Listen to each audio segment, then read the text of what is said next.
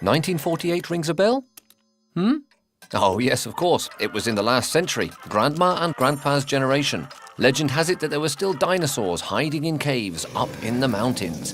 But that is something we're really not sure of at all. Back then, everyone was recovering from the Second World War and its 70 million dead, the most devastating conflict in human history.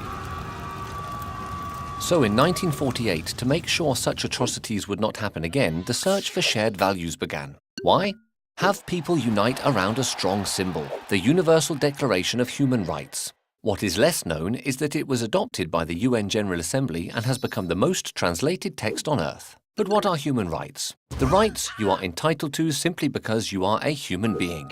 In other words, everyone benefits from them from birth, without exception or distinction. The idea behind it is that these rights are like needs. They are absolutely necessary to live well. Without them, it would be the law of the jungle, and you'd risk being beheaded if your government didn't like your Facebook status. In the Declaration's 30 articles, there are the civil and political liberties, such as the right to life, the right to vote, freedom of expression, or the prohibition of slavery and torture. Rights are interdependent, indivisible, and interrelated. This means that if a right is not respected, a series of other rights won't be either. If you are homeless, you live in the streets, so you can't sleep.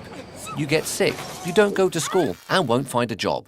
Violation of the right to adequate housing triggers the violation of the right to rest, the right to education, the right to work, etc. These are economic, social, and cultural rights.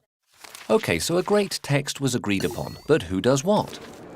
Well, on paper, the state's mission is to take the necessary measures for the Declaration to be respected. But in reality, there are some very bad students. The Declaration is not a legislative text, it's an ideal. Its name says it all, it is a declaration. Therefore, it is not valid in a court of law. But most states have integrated human rights in their constitution, and therefore, they must guarantee them. You can defend human rights only if you know them. Everybody's role is to ensure they are respected. Collective conscience means that each and every person is responsible for everybody else's well-being.